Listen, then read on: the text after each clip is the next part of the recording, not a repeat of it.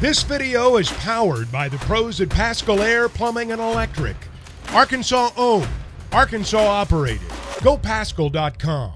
George Schroeder is going to be inducted to the Arkansas Sportswriters and Sportscasters Hall of Fame a little bit later this morning with our own Chuck Barrett. And George joins us now. Spent a lot of time, families from Arkansas. George, first of all, congratulations, and thanks for spending some time with us here on kind of a Wednesday where we plan to talk with you about some different things, but the conversation obviously this morning is about the legacy of Ryan Mallett.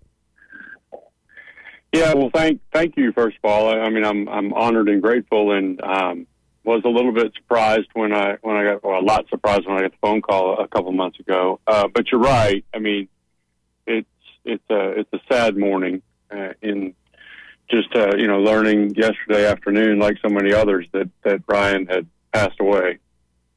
It's been rough on a lot of people, and for teammates of his, for the Whitehall communities, for the communities in Mountain Home, and for his coaches. It's just, I know, it's been really rough on him. And George, I was just kind of going back a little bit, and obviously you're a renowned college football writer, but you actually wrote two pieces specifically on Ryan. And one of yours in 2009, you talked about him saying, "I'm sitting here in Fayetteville looking at the football field.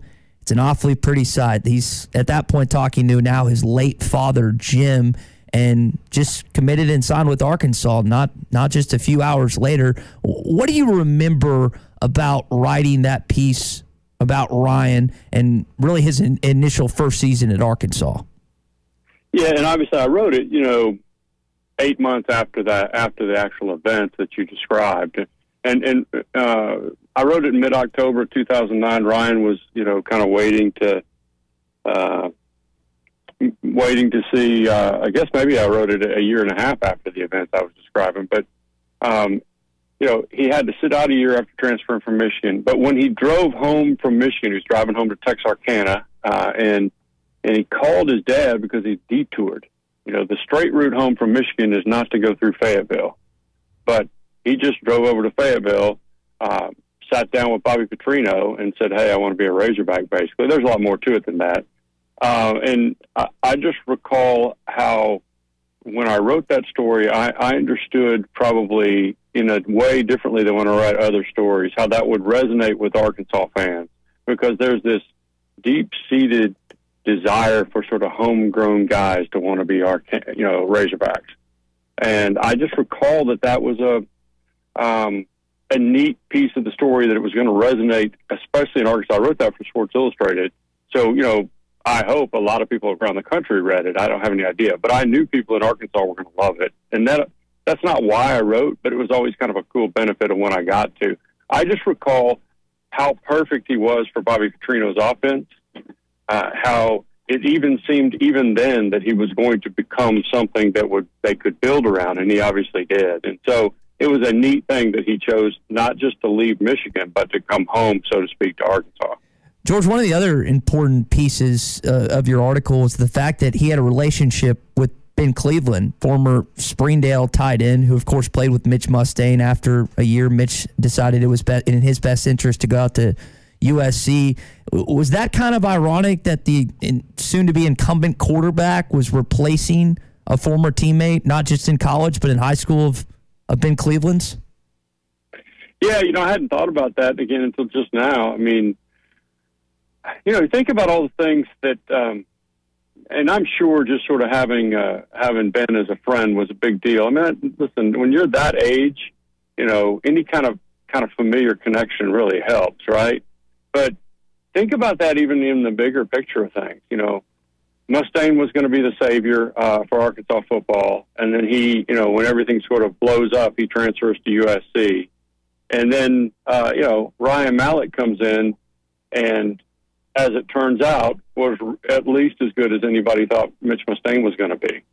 So probably a really big help that Ben Cleveland was on campus and was somebody he could sort of just talk with as he considered what he wanted to do, and then as he got settled in. It's so weird as you were kind of reliving some of the memories and the details of Ryan's transfer to Arkansas, and he had to sit out a year. That's so kind of foreign to us now with the transfer portal. And I know you've stepped into a teaching role, and you're in Waco now, but I'd just like to hear your perspective on kind of the current state of affairs. We kind of tie those two things together.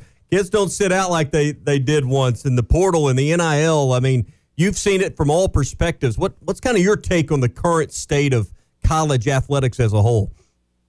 Yeah, it was a fairly big deal, too. Not just that he went to Arkansas, but that a high-profile – remember, he was the number 1 or number 2 quarterback recruiting the country out of Texas High and Texarkana. And it was a big deal when he transferred because, yes, quarterbacks transferred, but because you had to sit out a year, it was much more rare. A lot of times they would hang out at the same school and wait their turn. That doesn't happen almost at virtually any position anymore because of the transfer portal. And it's not the transfer portal, right? It's the ability to transfer without having to sit out that year to establish eligibility.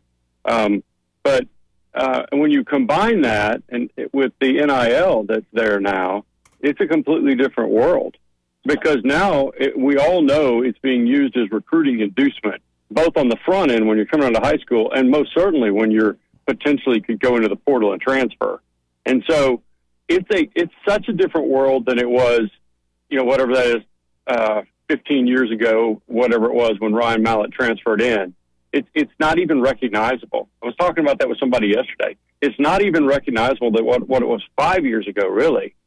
And I think if we sat and had this talk 5 years from now, we'd go, remember how different it was in 2023? Because we don't know where it's headed. And now coaches are remaking the rosters every year, and it's just part of the thing.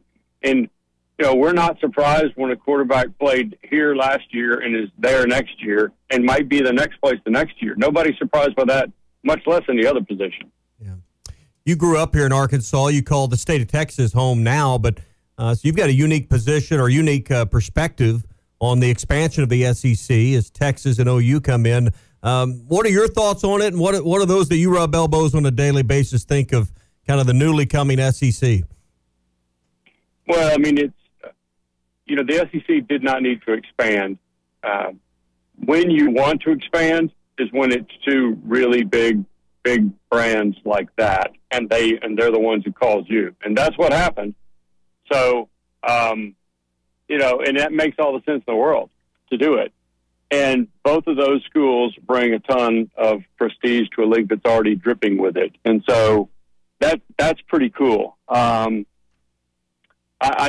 think it remains to be seen what kind of impact it has. Not just, and we always think football first, and that's appropriate. But it remains to be seen what kind of impact it has, not just on football, but in everything else. Because, we're talking about baseball, right? Texas brings a whale of a baseball program. And, Oklahoma was in the championship series a year ago, right? And Ole Miss beat them. So, there's things like that. You could go all the way back to softball. OU softball is so good. And Texas was really good this year, too. But when we talk about football and men's basketball, and that's typically what we're talking about, I think you're bringing in two iconic brands. There's no question. Oklahoma has been the one that has had more success recently. George Schroeder with us here on the Morning Rush. George, let's get to more of the celebratory point of our conversation. You're going to be inducted, along with our co-host Chuck Barrett, into the Arkansas Sportscasters and Sportswriters Hall of Fame. When you were throwing papers back in the day as a teenager, did you ever envision writing for that said paper, that same paper, and then now being inducted into this Hall of Fame? No, I didn't at all. Certainly not a Hall of Fame. But no, I didn't envision it at all. I to be honest with you, when I was throwing papers, and I don't know if you know this part of the story, the Democrat and the Gazette obviously were competitors, and I'm not sure they would have wanted this, but I actually threw both papers at the same time, the same route, the same time, one year, one summer, and because they were competitors. I don't know if you guys recall, your paper would end up at the end of your driveway most of the time. Not in that newspaper war. You had to porch the papers. And so, I was too busy just trying to make sure I porched the papers without breaking windows, which I did one time at 4 a.m., 5 a.m., broke somebody's window. But, and I figured that might be my last job in the newspaper business right then, that day.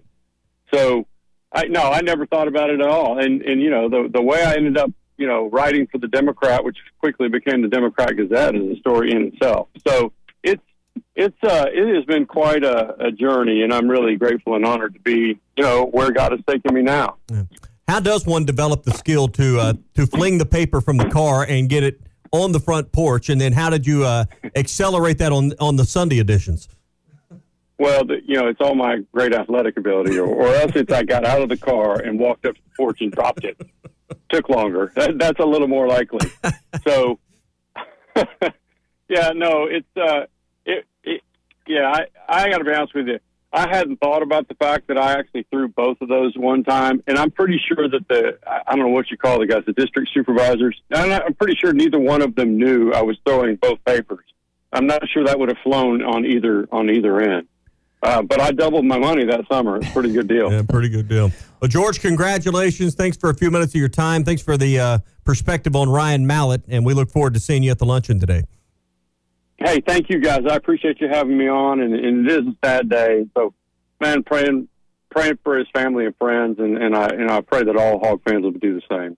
BetOnline is your #1 source for all your betting needs. Get the latest odds, lines, and matchup reports for baseball, boxing, golf, and more. BetOnline continues to be the fastest and easiest way to place your wagers, including live betting and your favorite casino and card games available to play right from your phone. Head to the website or use your mobile device to sign up today and get in on the action. Remember to use our promo code BELIEVE, that's BLEAV, for your 50% welcome bonus on your first deposit. Bet online, where the game starts.